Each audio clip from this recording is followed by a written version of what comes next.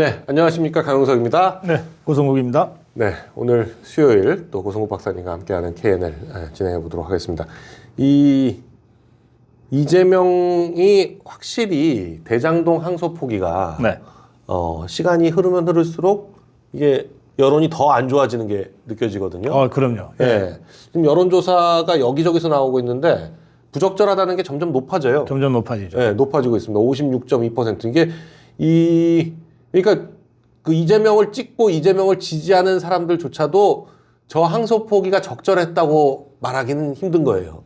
저게 이제 항소 포기가 부적절했다는 조사는 네. 곧바로 이재명 재판 재개해야 된다는 여론으로 지금 바로 네. 확산하고 있어요. 네. 네.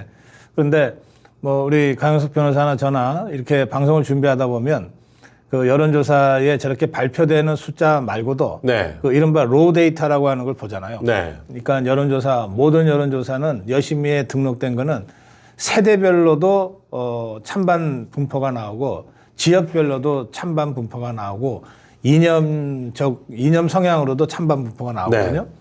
그래서 제가 두 가지만 좀 의미 있는 것으로 지적해드리고 싶은데, 저 스트레이트 뉴스의 그 로우 데이터는 제가 못 봤기 때문에 네. 말씀을 안 드리겠고요. 그런데 최근에 발표되는 거의 대부분의 여론조사에서 보면 네.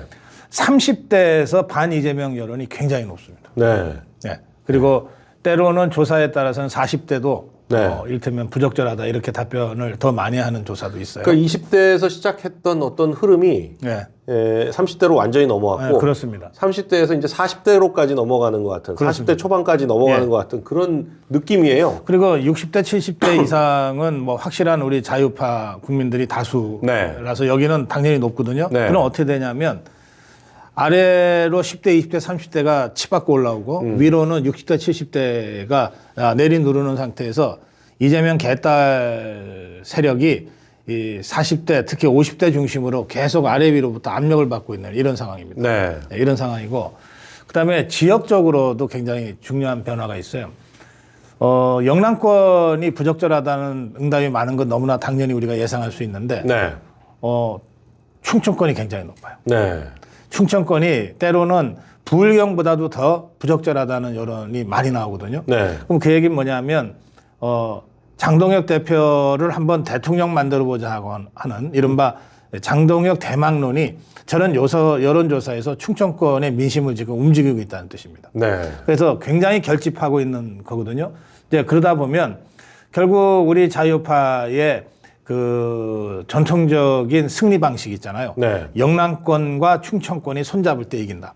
이 구도가 지금 가시화되고 있는 상황입니다. 네. 그게 뭐 YSJP 그렇습니다. 예. 네. 그 이후로 항상 그러니까 충청권이 어떻게 반응하느냐에 따라서 네. 이 정권 교체, 뭐 정권 유지, 연장, 뭐 모든 것들이 결정이 되어 왔었는데, 네. 근데 이제 윤석열 대통령도 아버지가 충남 공주 출신이어서 예. 본인이 이제 충청도다 이렇게 얘기는 예. 했지만, 그 충청도에서 바람이 좀 불기는 했는데, 네, 충청도 사람들이 이게 진짜 충청도 맞아? 왜냐면 이해창 총재 때도 본인이 충청도라고 얘기는 했는데, 네. 한 번도 충청도 산 적은 없거든요. 그렇죠. 윤석열 대통령도 충청도 산 적은 한 번도 없어요. 근데 아버지는 확실히 충남 공주분이 맞는데, 네. 그러니까 약간 충청도민들이 볼 때 맞아, 틀려, 뭐 이런 느낌으로. 그러니까 이제 네. 충청인들 입장에서는 진짜가 나타났다.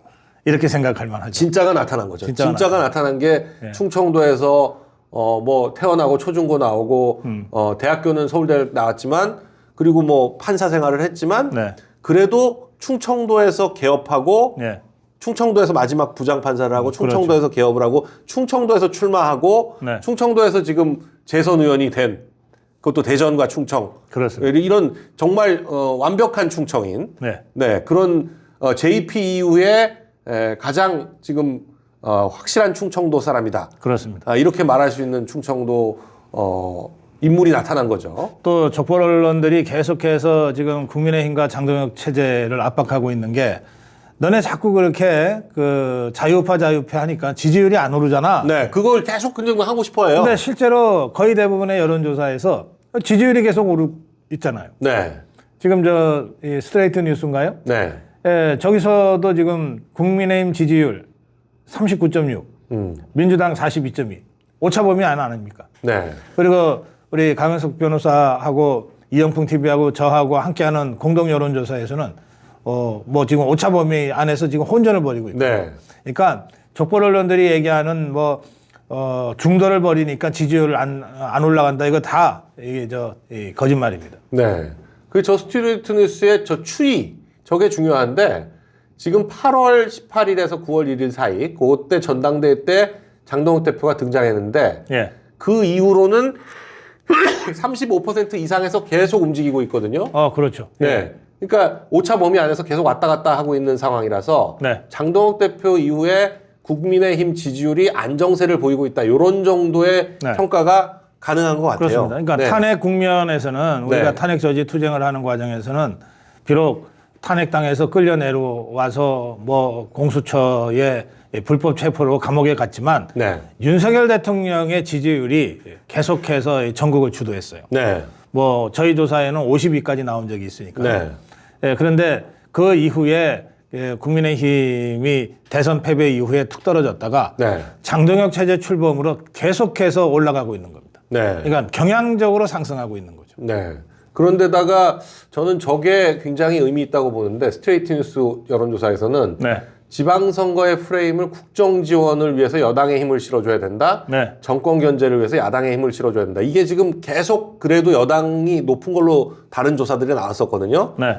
거의 처음 야당 정권 견제, 그러니까 야당의 힘을 실어줘야 된다가 조금이나마 높게 나왔는데, 그러니까 네. 추세적으로 야당 견제가 상승하고 있다. 예. 예, 그리고 지금 선거를 뭐 내년 6월 3일이니까 이제 한 6개월 반 정도 남았거든요. 네. 6개월 반 정도 남아 있는 상황에서 볼 때 지금 저 정도를 보이고 있고 추세적으로 상승하는 추세면 네. 상당히 국힘이 승리할 수 있는 가능성이 높아지고 있다. 이렇게 말씀드릴 예, 수 있습니다. 이른바 골든 크로스가 이루어졌다는 것인데요. 네.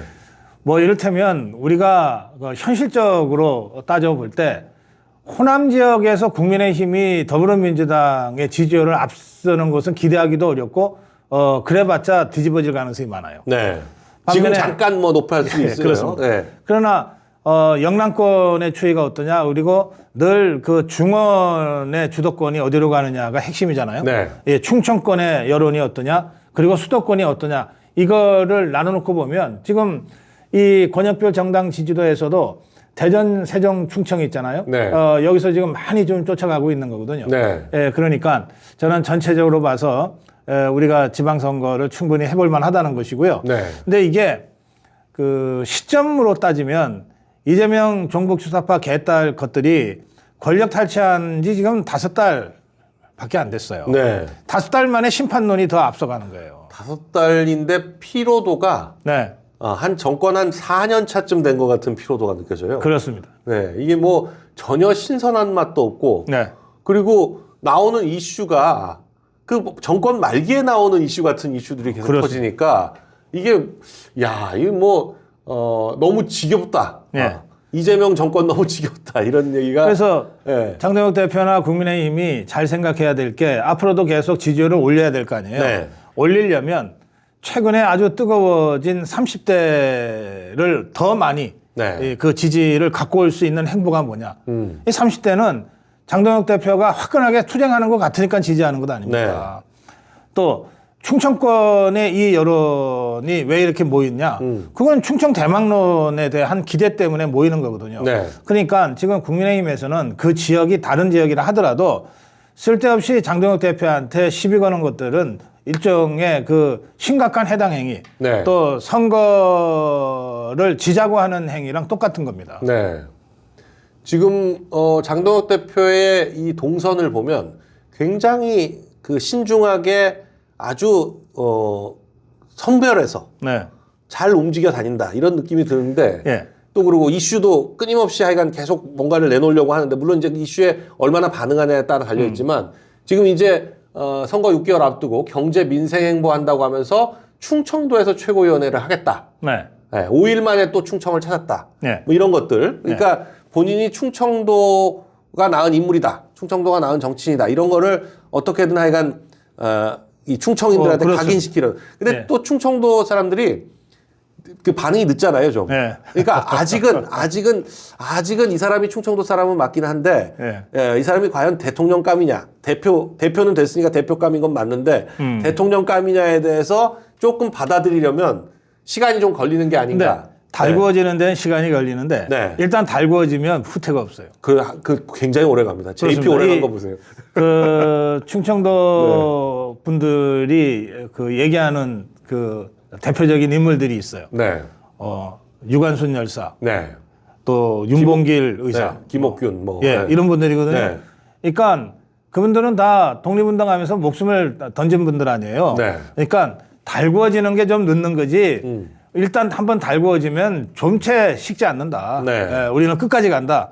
이런 그 정서들이 있어요. 네. 그래서 저는 느낌에 제가 12월 초에는 그래서 일부러 충청권으로 한번 돌아보려고 하는데 네.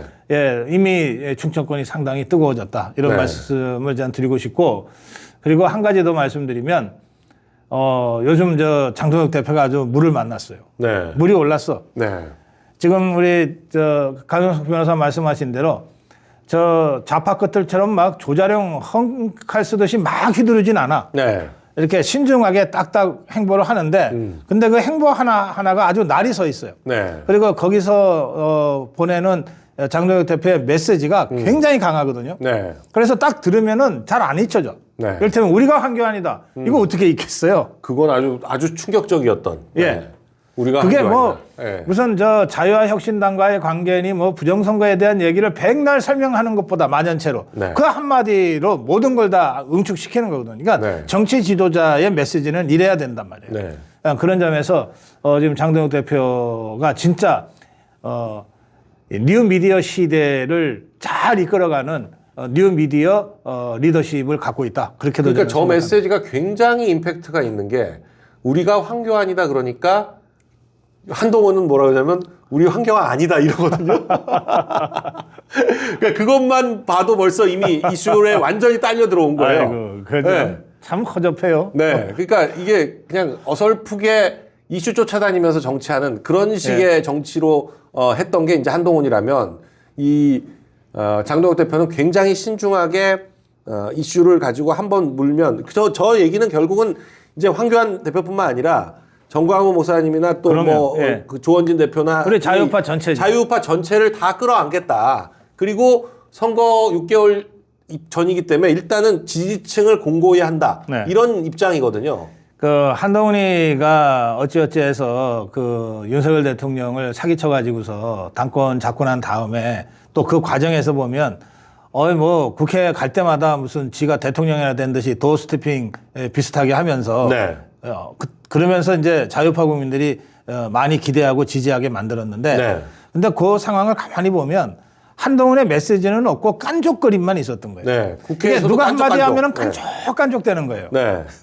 그러니까 그 깐족거리는 수준의 한동훈이니까 장동혁 대표가 아주 엄청 강한 메시지를 딱 냈잖아요. 우리가 황교안이다. 이걸 갖고도 또 깐족거리려고 한 네, 거야. 네. 우리는 황교안이 아니다. 했다가 박살난 거지. 네. 네, 그런 정도 깐족 가지고서 좀 종북주사파와 싸울 수도 없고, 네. 이미 뭐 온몸에 지금 피범벅이 돼서 수년간 투쟁하고 있는 우리 자유파 국민들의 관심조차 끌 수가 없어요. 네. 네. 이번에 근데 지금 이제 여상원 윤리위원장이 11월 초에 이제 김종혁을 주의한 것 때문에 네. 그러니까 징계를 안 하고 주의는 징계가 아니다. 그럼 뭐 지구름 네. 지갑한 거지 뭐. 예. 그러면서도 원래 사실 신임 대표가 등장하면 당연히 네, 제일 당사자들 먼저- 전부 사표를 내는 네, 건데 제일 먼저 사표를 안 내고 버티고 있었던 게 이상한 거죠, 사실은. 네. 그러니까 이제 뭐 당에서 메시지를 받은 모양이에요. 그랬더니 뭐 오히려 또 그걸 뭐 언론에 공개하면서 나가라 그래서 나간다 뭐 이런 식으로. 그것도 당장 내는 게 아니라 이번 달까지는 또 버티겠다. 묘한 사람이에요. 근데 이 족벌 언론들도 참 큰일 났어요. 네. 저게 그래 어디 장동혁 대표 대 한동훈 세력 간의 갈등이고 무슨 충돌이고 그렇습니까? 이 지금 한동훈이는 보이지도 않아요. 네. 그냥 그 떨거지들이 뭐 어디서 뭐 하는지 우린 관심이 없어요. 근데 저렇게 깐족거리면서 한두 마디씩 시비 걸고 탁탁 해갖고서 뭐 좀 언론 플레이 하려는 거 아니에요. 그리고 네. 이거를 족벌 언론들이 열심히 받아주니까. 그러니까 이제 그거 가지고 좀 하는 건데 이미 그 지나가 버린 물이에요. 네. 이게 한동훈은 보면 누구를 상대로 정치하는 건지가 의심스러운.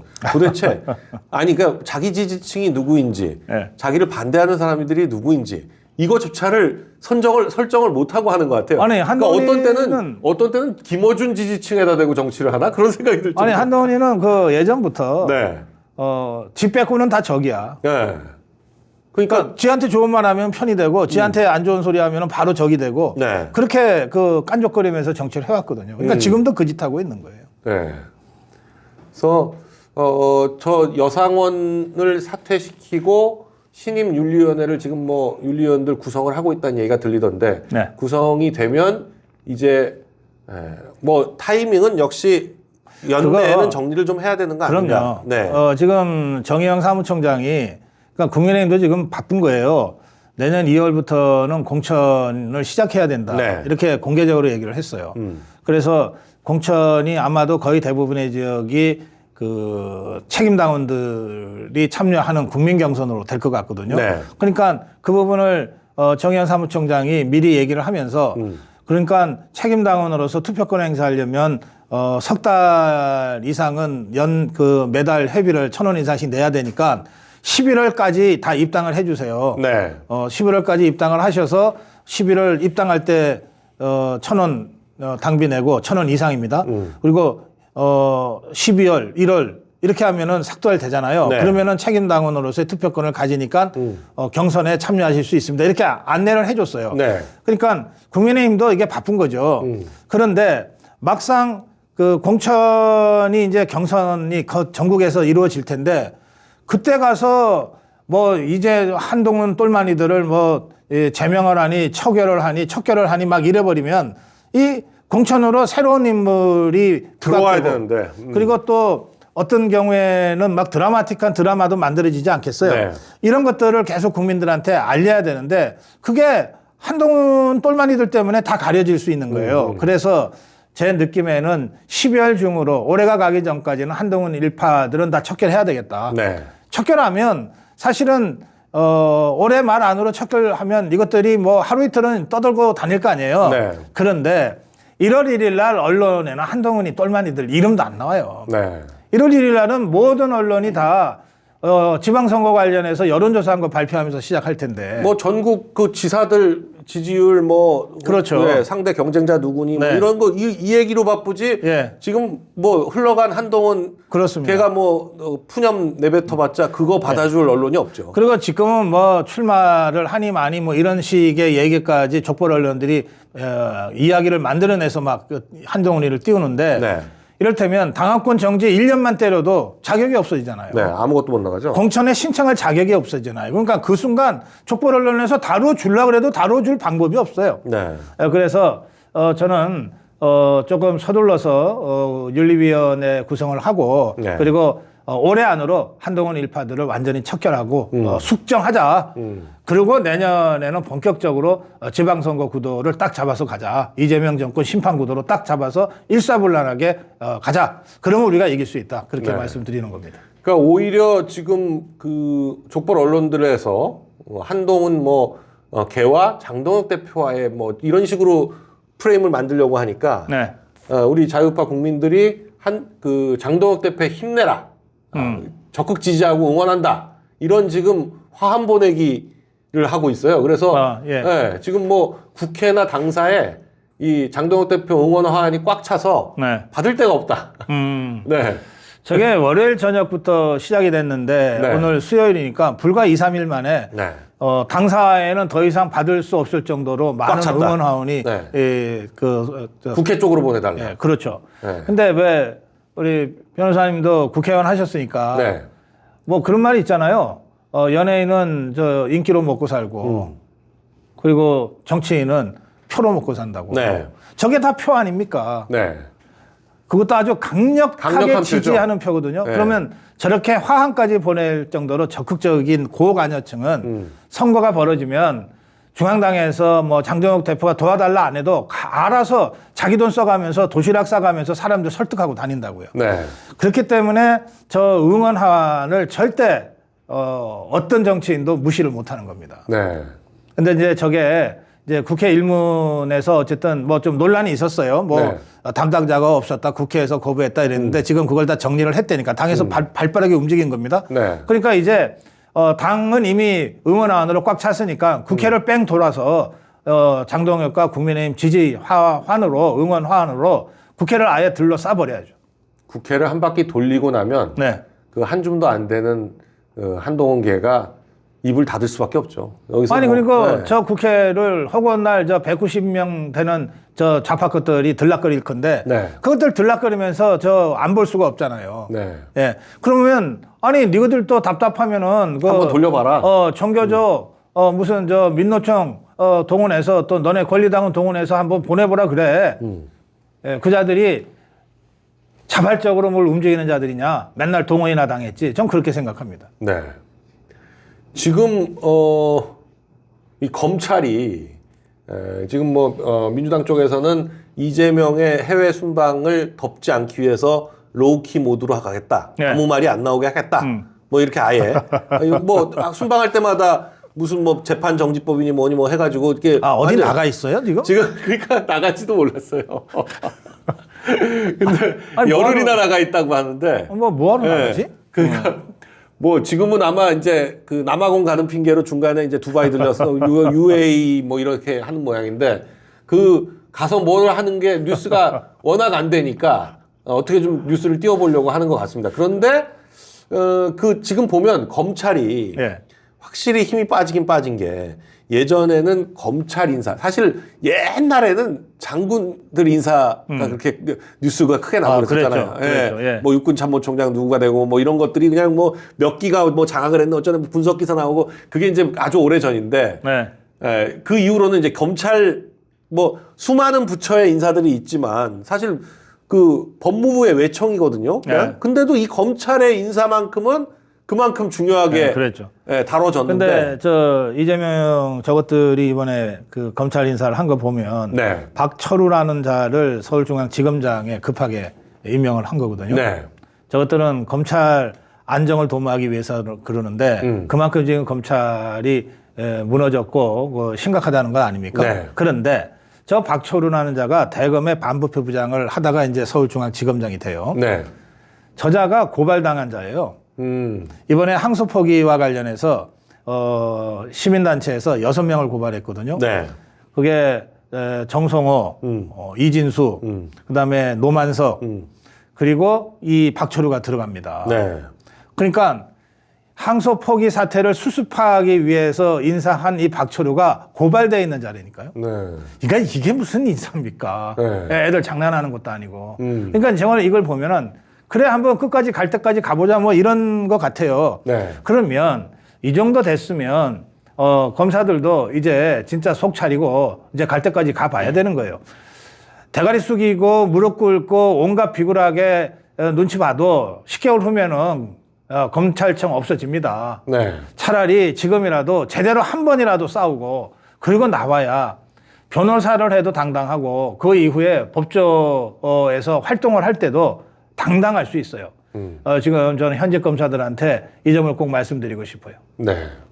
지금 뭐 중앙지검장만 바뀐 게 아니라 고검장들 인사까지 쫙 했는데도 불구하고 연쇄 인사를 하겠죠. 예, 하는데도 불구하고 검찰 인사가 그 관심이 없을 정도로 그리고 또 총장은 임명을 안 해요. 이거는 그냥 대행 체제로 가겠다. 예, 이제 1년 내내 이제 없어질 때까지. 이거 왜 그러냐면요. 예. 지금 총장을 임명을 하면 청문회를 안 할 수가 없잖아요. 네. 그럼 청문회에서 항소 포기가 아주 박살날 겁니다. 그거에다가 뭐 검찰청 예. 이제 없애는 문제에 대해서 그렇죠. 어떻게 할 거냐. 그럼 어떻게 대답을 해야 될 거 아니에요. 그러니까 이것들이 피해가는 겁니다. 뭐 네. 그거나 대행 임명해 놓으면 오히려 더 말 잘 듣고 눈치도 잘 보니까. 괜히 총장이라고 하면 네. 말도 안 듣고. 그렇지. 네. 대행 체제가 더 지그들한테 편한데 뭐하러 총장 임명하겠어요. 그냥 이러고 가는 거지. 네. 그 나머지 내년 그 검찰청 없어질 때까지 1년 유예인데 7월 달인가 그럴 거예요. 그러면 그러니까 얼마 지금 남지도 저 않았습니다. 상황에서 네. 기자들이 계속해서 총장 대행하는 자한테 질문할 거 아니에요. 근데 네. 대행이니까 아유 뭐 내가 대행인데 뭐 할 말이 뭐 있겠어요. 그리고 대가리 숙이고 다닌다니까. 계속 저렇게 침묵만 하면 네. 그냥 왔다 갔다 하는 거죠. 그러니까 네. 침묵 대행이 되는 네. 거지. 대답할 이유도 없고 네. 뭐 알지도 못하고. 네. 그래서 이미 이제 뭐 경찰에서는 저걸 또 수사한다고 하고 있는데. 네, 경찰이 자기들도 이거 딱 보면 네. 황당할 거 아니에요. 근데 왜 자꾸 우리들은 뭘 치우라 그래? 싸질러 놓고 지긋들이 싸질러 놓고. 그 경찰 쪽에서 정성호, 이진수는 고위공직자니까 공수처. 그래서 수사들은 넘기겠다. 고발이 조사한 다음에 바로 공수처로 넘기겠다 지금 그런 네. 거죠. 그럼 공수처는 지금 그렇지 않아도 빡쳐 있는데 특검 때문에 지금 빡쳐 있는데 잘 됐다 그러고. 그러니까 원래 이렇게 권력 내부에서 지그들끼리 서로 치고받고 폭탄 돌리게 하고 뭐 핑계 대고 하는 게 그 한 임기 1년쯤 남았을 때 하는 일이죠. 하는 일이거든요. 네. 이것들은 위에서 조정을 못 해주니까. 이것들은 아직 네. 4년 5개월, 6개월이 남았는데도 이 짓을 시작했다니까요. 네. 저건 권력도 아니에요. 그 지금 제일 웃긴 거는 사실 해병 특검 네. 10타수 1안타 아닙니까? 10명 청구했는데 1명 구속되는. 저거 현직 검사였으면 저거 네. 심할서 여러 번 쓰지 않았겠어요? 그러니까요. 아니, 그러니까 저 정도 사안이면 그냥 그 검찰을 동원할 것도 아니고 그냥 그 국방부 검찰본부에서 아니면 그냥 그야말로 그 해병대 사단, 그 해병대에 있는 네. 검찰부에서 예. 그냥 사단장 하나 구속시키면 그냥 끝날 일을 지금 이걸 특검을 해가지고 이 난리를 석 달 넉 달을 하면서 치고는 아무것도 아니 그 저거 근데 저것들도- 야구로 비교하면 10타수에 네. 1안타도 아니고 예. 1에러 비슷하게 해가지고 출루한 거예요 거의. 아니, 그러면 그러니까 9번 타자도 못해. 8번 타자도 못해. 저래놓고 저것들이 장관급 예우 받고 네. 뭐 엄청난 저 활동비 써가면서 저짓하고 있는 거 아니에요. 네. 특검 때문에 검찰은 사건 처리를 전혀 못하고 있다 이런 얘기가 계속 나오고 있는데 네. 뭐 1년 한 달에 뭐 몇만 건씩 미제가 나오고 있다. 뭐 이런 얘기가 계속 나오고 있습니다. 미제가 쌓이고 있다. 저 미제 사건은 우리 변호사님 잘 아시겠지만 대부분의 경우에 힘없는 서민들이 피해자인 사건들이 많아요. 네. 그러니까 뭐 무슨 저 사기꾼이 사기쳤다 그러다가 잡혔다. 근데 이걸 못 잡고 있으면은 사기 당한 수십 명, 수백 명, 수천 명이 계속 그 피해를 어떻게 보전할 방법이 없잖아요. 네. 이런 거거든요. 그러니까 우리가 그냥 언론에서는 미제 사건이 는다고만 얘기하지만 전 미제 사건은 정말 저게 한 9만 건 정도가 지금 미제 사건이고 계속 늘고 있다는 거면 그러면 줄 잡아도 수십만 명의 억울한 희생자 피해자들이 어떤 보전 조치나 배상 조치도 받지 못하고 할 일 없이 지금 계속 검찰 눈만 쳐다보고 있다 이런 뜻입니다. 네. 그야말로 민생의 폭이죠. 그러니까 여러 개 수사기관을 만들어가지고 여러 수사기관이 뭐 동시에 하니까 더 좋아진다 이런 말도 안 되는 소리 하는데 이 여러 개 수사기관을 만들어가지고 누구의 책임도 아니게 만들면 결과적으로 핑퐁 칠 수밖에 없어요. 골치 아픈 네. 사건들은 핑퐁하는 거예요. 지금 저 경찰도 고발인 조사만 하고 공수처로 넘긴다. 공수처는 또 이제 사건 갖고 있다가 또 뭐 검찰로 넘긴다. 이럴 거 아니에요. 그냥 이리 네. 넘기고 저리 넘기고. 그러겠죠. 그러면 핑퐁. 이제 시간이 그냥 1년, 원래는 뭐 경찰이 한 3개월, 검찰이 한 3개월에서 사건이 끝났었는데 네. 이 요즘은 형사사건 고소하면 2년 안에 끝나는 사건이 없어요. 네. 네. 그러니까 아니 근데 저것들이 네. 황교안 대표 체포 영장은 그렇게 신속하겠죠. 이진석 위원장 체포 그렇게 신속하게 할 수가 없어. 그래놓고 이제 기각되면 또 그다음부터는 또 세워라 내워라 하게 되는 네. 거고. 이 3대 특검은 뭐 이제 이렇게 그냥 마무리가 되는 거겠죠. 더 이상 뭐 특별한 게 나올 게 없다고 보시죠. 특검은 네. 앞으로 언론에 뉴스를 안 내는 게 그나마 살 길이에요. 여기서 괜히 시끄럽게 하려고 하다가는 나중에 그야말로 그냥 특검을 특검하는. 있는 듯 없는 듯 대가리 쳐박고 있다가 네. 기한 종료되면 조용히 없어지는 거. 이게 그나마 지금 특검이 할 수 있는 그래도 최고의 보신책입니다. 네. 아니 그러니까 특검다운 뉴스를 못 내니까 특검을 뉴스화해요. 저게 보니까 한 달 전 얘기더라고요. 한 달인가 2달 된 얘기인데 그게 이제서야 이제 뉴스로 단독이라고 크게 특검 틀어졌는데. 사무실에서 술 먹고 그리고 무슨 이상한 여자를 하나 그 특검 사무실 안에 불러들였더라고요. 이 수사관들이. 네. 참 정신 나간 것들이네. 그러니까 저 술 마신 술값 저거 국민 세금으로 했을 가능성이 매우 높아요. 그렇죠. 저것들의 심보가 네. 지돈 갖고 했겠어요? 당연히 뭐 어쩌고 특활비로 했겠죠. 저쩌고 했겠. 네. 그 가능성이 매우 높아요. 네. 근데 지금 이 부동산 정책에 관련된 모든 경제 부처 또 그리고 청와대 정책실장 부동산 얘기만 나오면 부들부들해요. 김용범 같은 경우도 네, 혹시 네. 우리 변호사님 역대 정권의 정책실장이 누구였는지 잘 기억하세요? 기억 안 나죠. 기억 안 나잖아요. 그 문재인 때 장하성 한 명만 기억나고. 그건 하도 부동산 갖고 네. 괴상한 짓을 했으니까. 네, 그 이후로는 그다음에 정책실장 기억이 안 나요. 박근혜 대통령 때 안종범은 혹시 네. 기억할지 몰라요. 이게 네. 이제 탄핵 과정에서 막 주요 증인처럼 네. 됐으니까. 근데 대부분은 정책실장은 집행기구가 아니기 때문에 또 정치하는 자리도 아니에요. 그래서 각 부처 간의 정책 조율을 내밀하게 조용하게 하는 거거든요. 네. 근데 이게 김용범이라는 게 이게 뭐라고 이렇게 이름을 알려. 네. 참 괴상한 자야.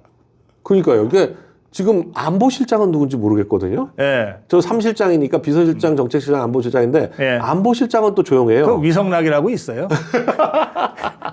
아니 그게 원래 무슨 미국 쪽 외교관이라고 미국 통이라고 알려져 있는데 어디 네. 이상한 데 가갖고서 지금 부역하고 있으니까 진짜 할 맛 안 나겠지. 그리고 성과가 안 나잖아요. 예. 지금 관세 협상이 잘 됐으면 뭐라고 지금 난리를 칠 텐데 어느 순간 유성락이 입을 딱 닫고는 네.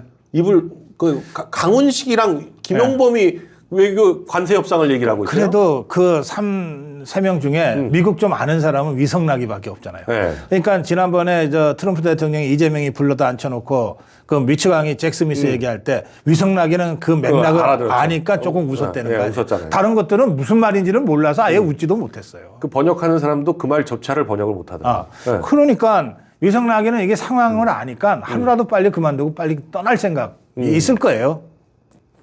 지금 이 미국의 지금 이제 미국이 워낙 트럼프가 지금 워낙 여기저기 벌려놓은 게 많다 보니까 이제 우크라이나 이스라엘 좀 정리가 되니까 또 이제 베네수엘라로 해가지고 자기 뒷마당부터 좀 정리를 하겠다 이렇게 하는데 조금 마두로 칠 것 같은데. 네, 마두로 치고 다 하고 나면 결국 또 지금 트럼프의 의지에 따라서 좌파 정부들이 계속 하나씩 무너지고 있거든요. 그렇습니다. 예. 네. 그런데 과연 이 한국의 상황을 그냥 가만히 놔둘 거냐? 근데 김용범이 이번 관세 협상 완전히 백기양복 들고 백지 시트 받아온 그 관세 협상의 책임자네요. 네. 그러니까 이 관세 협상을 보면 우리 전 국민의 민생을 탈탈 털어서 미국한테 갖다 바친 그런 거거든요. 지말로도 그러잖아요. 이게 을사년이 생각난다. 네. 막 이럴 정도로. 그래 놓으면 지가 그래도 요만큼이라도 이 공직에 뭐가 있으면 그만 제가 책임지고 그만두겠습니다. 라든지 아니면 대가리 쳐받고 한 며칠은 안 보여야지. 전 국민의 민생을 어렵게 만든 자가 지 딸 얘기 나왔다고 저렇게 그냥 이성을 잃고 거의 실성한 사람처럼 저러고 국회의원한테 대든 거 아니에요. 네. 그러니까 옆에 우상호가 정치 4선인가 했으니까 좀 알잖아요. 네. 우상호가 말렸다는 거 아니에요. 그렇게 말리고 있는데도 막 소리를 질러대고 5번인가 말려도 안 통했다는 거 아니에요. 그러니까 김병기가 소리를 치더라고요. 김병기가 야단을 친 거 아닙니까? 김병기가. 네. 예? 표정 보면 진짜 화난 것 같아. 김병기도. 그러니까 어째 저런 것들이 대통령실에 장관급 자리에 앉아 있고 그러고 있는지 말이죠. 네. 저는 이 뉴스가 꽤 눈에 들어오던데 캐시 파텔인가요? 캐시 파텔 지금 FBI 국장. 네. 트럼프의 아주 충성파로 알려져 있고 사실 FBI 국장이 대통령 바뀐다고 매번 바뀌지가 않거든요. 이번에도 거의 한 10년 만에 FBI 국장을 바꾼 건데 캐시 파텔로 바꿀 때 FBI 엄청나게 개혁을 할 거다 이랬는데 실제로 그동안 1년 동안 거의 엄청난 개혁을 했어요. 예. 그래서 캐시 파텔이 여러 가지 지금 하고 있는 게 많은데 그 바쁜 캐시 파텔이 사실 대통령보다 더 바쁠 수도 있습니다. 근데 그렇죠. 한국에 방문했다고 그래서 저는 저게 굉장히 의미심장하다. 그 FBI 국장이나 이게 이제 직급이 국장이지만은 이제 우리나라를 치면 국정원장과 같은 국정원장이죠. 이런 역할을 합니다. CIA하고 같이. 그리고 또 DNI 국토정보부 수장. 이제 이런 사람들은 트럼프 대통령보다 최소 2배 내지 3배 바빠요. 그렇죠. 거의 잠 못 자요. 그러니까 수시로 전 세계 보고를 받으니까. 그런데 모르긴 해도 그동안 이제 트럼프가 중동 문제 해결하고 또 특히 당선 직후에 그 부정선거 의혹을 강력하게 제기했잖아요. 네. 그리고 이게 중국 해커들에 의한 의한 거다. 것일 가능성이 높다고 하는 의혹까지 제기한 상태에서 그런 거 하는 데가 FBI거든. 네. 그러니까 그동안 1년 동안 아마 그런 내부 정리하느라고 정신이 없었을 텐데 저 사람이 이 한국에 왔다. 네. 이건 아주 의미심장하죠. 네. 지금 그리고 또 왔을 때는 알려지지 않고 조용히 왔다가 네. 지금 이제서야 알려진 거거든요. 그 트럼프 왔다가 간 이후에 바로 와서 며칠간 있다가 갔다는 건데. 그러면 이제 FBI는 이렇게 CIA하고 하는 일이 좀 달라요. 네. 그러니까 CIA는 주로 안보 관계를 다룹니다. 네. 그러니까 그리고 대북 문제. 대외적으로 예. 주로 하죠. 그렇죠. 군대는 안 하고. 전쟁 문제나 평화협상 문제나 대북 문제, 북한 핵 문제 같은 걸 주로 CIA가 다루는데 네. 반면에 FBI는 미국 내의 핵심 가치를 지키는 기관이거든요. 네. 그러니까 미국 내의 핵심 가치라고 하는 게 종교의 자유, 표현의 자유 아닙니까? 네.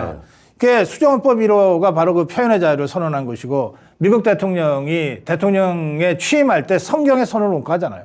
근데 바로 이 문제를 트럼프 대통령이 공개적으로 이재명이 앉혀놓고 지적을 했죠. 지적한 거거든요. 네. 이재명이가 얼버무렸지만 네. 자, 그러면 FBI 수장이라고 하는 사람은 바로 그런 일을 미국에서도 하루 종일 다루는 사람이에요. 그러니까 저는 FBI 국장이 한국에 왔다는 것은 이 두 가지 문제를 매우 심각하게 보고 있다는 네. 것을 시사하는 것이다. 저는 그렇게 해석을 하고 있습니다. 제가 볼 때는 FBI 그 캐시 파텔이 오고 나서 물론 이제 아시아 순방이라고 해서 뭐 일본도 가고 중국도 갔다고는 하지만 다 원래 네. 올 때 한국만 오지 않아요. 거쳐서 와요. 다 네. 돕니다. 다 그거는 돌아요. 위장을 하기 위해서라도 네. 일부러 거치기도 네. 합니다. 항상 도는데 네. 저 타이밍에 그 한학자 여사 그 구속 정지가 됐거든요. 11월 네. 7일 요때.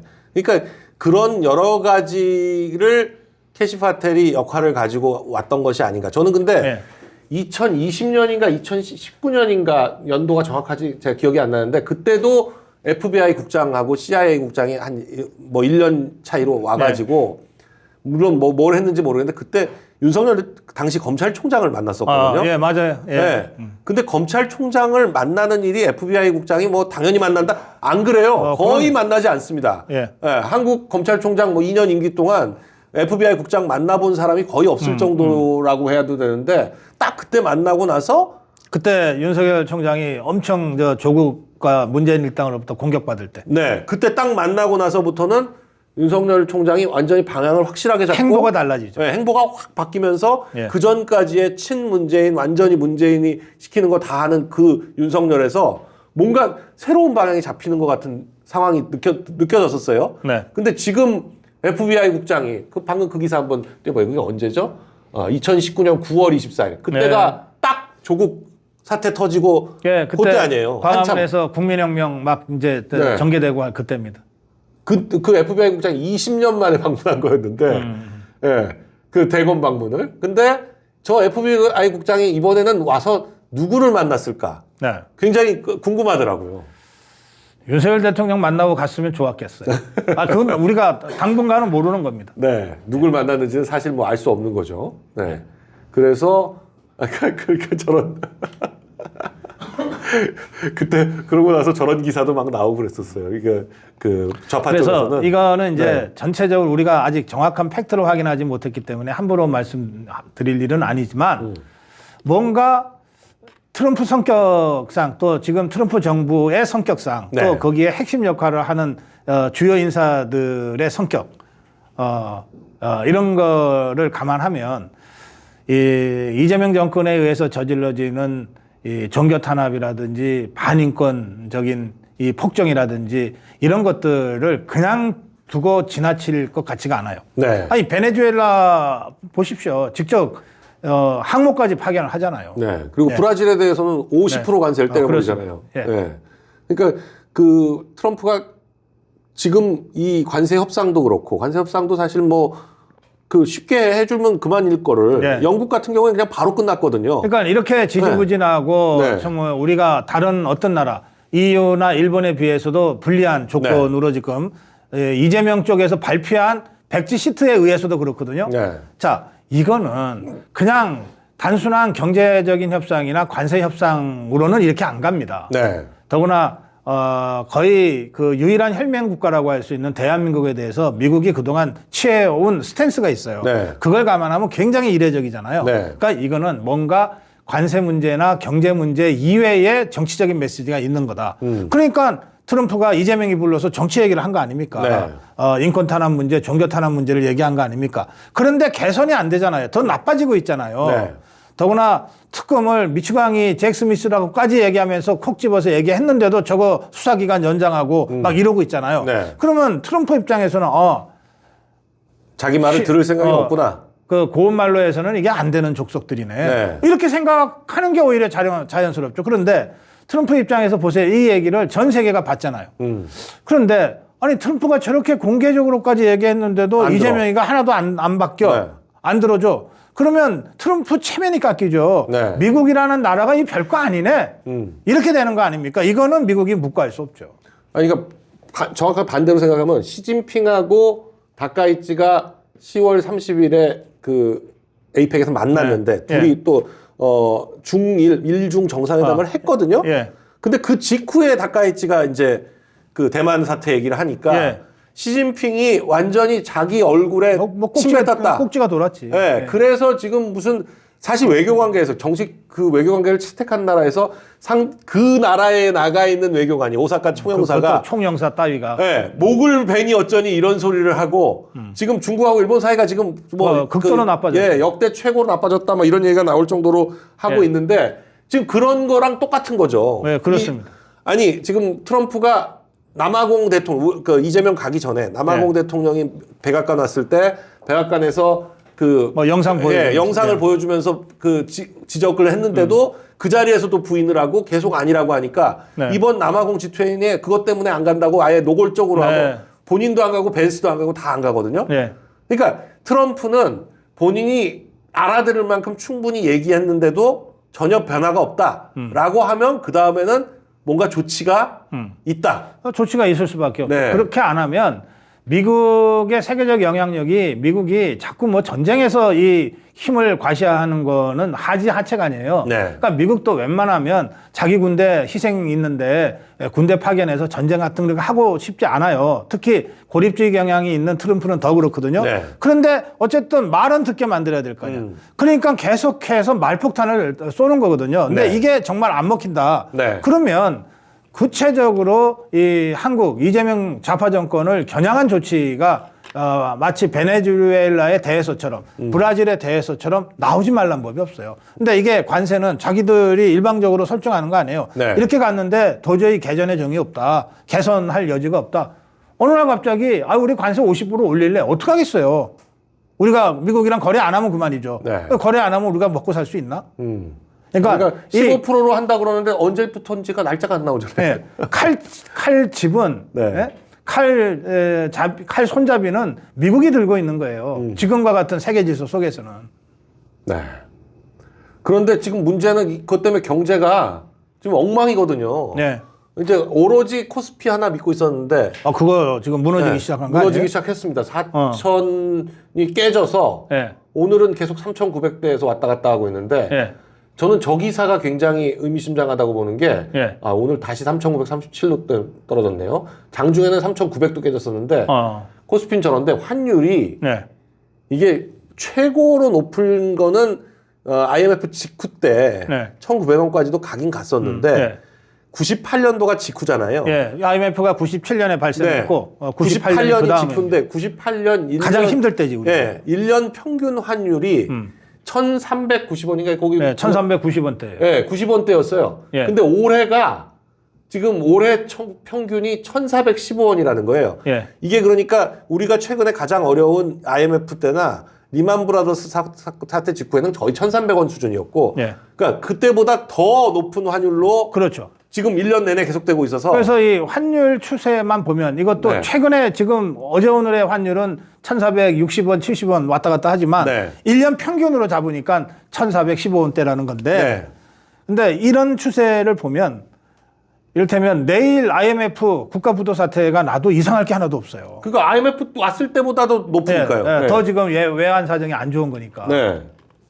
그러니까 뭐 구두 개입 뿐인지 아니면 연금을 동원해서 하고 있는지는 모르겠는데 그것 때문에 한 20원 낮춰줬다고 좋아했었는데 도로 또 1,460원이에요. 네. 이게 이제 안 되는 거야. 그런데 지금 이 환율 문제가 네. 사실 우리 국민 일반한테 다 영향을 주잖아요. 네, 모든 국민한테 영향을 주는 아니 거예요. 뭐 휘발유값 네. 오르고 경유값 오르는데 다 환율 영향이 있잖아요. 네. 그런데 이게 환율이 좀 이렇게 복잡한 문제가 돼서 우리 국민들이 체감을 잘 못해요. 네. 그냥 내 문제가 아닌 것처럼 생각해. 이미 환율과 관련해서 영향 안 받는 기업들이 없잖아요. 네. 전부 다들 기업들은 뭐 너무나 아우성들이에요. 느끼죠. 네, 기업들은 너무나 느끼고 있죠. 네, 네. 그래서 그럼 기업들이 보세요. 기업이 환차손이 발생했다. 네. 그러면 그 부담을 그냥 우리가 또 안고 버틸게요. 이런 착한 기업은 별로 없어요. 이걸 어떻게든 제품 가격에 반영을 해요. 그러면 결과적으로 우리가 물가가 오릅니다. 휘발유값 오르는 거 저 사서 쓰듯이 물가 오르는 걸 우리가 감당해야 돼. 네. 결국 이게 전 국민한테 엄청난 그 폭풍으로 다가오고 있는 거거든요. 네. 근데 이 문제가 환율이라고 하는 특수 영역에서 발생하는 일이니까 내 문제가 아닌 것처럼 생각하고 있어요. 환율이 그리고 직접 반영되는데 한 3달 걸리거든요. 네. 그러니까 지금 이 환율 막 급히 오르고 이러는 것들을 아직 채 실감을 못 하는데 네. 이게 연말쯤 되면 이 고환율이 이제 완전히 반영이 돼서 네. 연말에 물가 폭탄으로 다가올 가능성이 굉장히 높습니다, 지금. 예, 그러니까요. 네. 그렇다고 지금 사실 해서- 그 휘발유값 올랐다고 지금 난리인데 국제유가는 굉장히 떨어졌어요. 역대 네. 국제유가 중에서 굉장히 낮은 아니, 수준이에요, 전쟁이 지금. 중단됐는데 유가가 네. 오를 리가 없지. 네. 중동에서. 근데도 지금 휘발유 가격은 역대 최고 수준입니다. 지금 1,800원 넘어섰거든요. 네. 그러니까 역대 이게 괜히 그런 게 아니라 유가하고 아무 관계없이 환율이 높아지니까 우리가 사오는 가격이 높아질 수밖에 없고 그러니까 네. 예, 유가가 지금 저렇게 반영이 되고 있는데 유가뿐이 아니라 이제 모든 물가에 이게 반영되는 시점. 우리가 기름은 100% 수입이잖아요. 네. 그러니까 정유업계 얘기를 들어보면 환율 10원 오르면 정유업계가 1,000억 손해본대요. 네. 그냥 안전 자리에서. 네. 그러면 연초에 비해서 지금 한 6, 70원 오른 거 아니에요? 네. 그럼 6, 7천억을 손해보고 있는 거예요. 그냥 그 자리에서. 아무것도 안 했는데. 환율이라는 거 하나 때문에. 그럼 이 부담을 전부 다 우리가 안게 되는 거예요. 휘발유값, 경유값으로. 그러니까 그 원래 환율이 올랐을 때 가장 손해 보는 데가 항공사하고 그 정유사들 네. 기름을 많이 쓰는 데들이 네, 그렇죠. 제일 많이 손해 본다고 하는데 네. 뭐 자동차나 뭐 이렇게 수출하는 데는 오히려 환차 이익을 본다 이렇게 얘기하는데 우리 구조상 이 환율이 올라가면 손해를 더 많이 봐요 결과적으로. 일시적으로 네. 이 수출한 대금을 달러로 받을 경우에는 환차 이익이 좀 날 수 있지만 네. 아니 그 수출품 우리가 원자재 만들고 우리가 부품 만들어서 우리가 조립합니까? 다 수입해서 하는 거 아니에요. 그 수입 물가는 또 올라가기 때문에 어차피 네. 결국 마찬가지가 돼서 그래서 이 한국 경제 전체가 이제 이 무너지고 있는 거거든요. 이 상황이 지금 네. 그런 상태에서 이것들이 그 주가만 개인 투자자들 최대한 이 유인해 가지고 어떻게든 코스피 지수만 지금 버텨내려고 이건 네. 정말 이건 해서는 안 될 나쁜 짓이에요. 그러니까 모든 수치가 다 지금 경제가 굉장히 나빠지고 있다는 걸 반영하고 있거든요. 가계 대출 늘어나지 뭐 모든 것들이 그런데 지금 주가 하나로 겨우겨우 버티고 있는데 주가도 지금 안 되니까 이제 연금 동원하고 지금 하고 있는 것 같은데 뭐 구윤철은 오늘 또 뭐 경제가 좋아지고 있다는 헛소리를 해가지고 지금 말이 안 된다고 하고 있는데 아이고. 네, 이 경제가 나빠지는 게 참 제가 모든 국민한테 피해인데 뭐 정치평론 한 40년째 하고 있는데요. 이렇게 짧은 시간에 이렇게 나라 전체가 무너지는 정권은 저 처음 봤어요. 네. 어떻게 성한 데가 한 군데도 없어. 네. 그리고 보통은 어려워도 이게 경기는 순환이니까 올해까지만 견디면 내년에는 요런 요소 때문에 조금 나아질 거야. 뭐 이런 전망이라도 하잖아요. 네. 그걸 할 수 있는 게 하나도 없어요. 정말 우리 서민들이 네. 어떻게 이 상황을 버텨야 될지 정말 걱정입니다. 네. 자, 오늘 고성국 박사님과 여러 가지 또 정치 경제 현안에 대해서 얘기해 봤습니다. 네. 고맙습니다. 여기까지 하겠습니다. 대단히 감사합니다.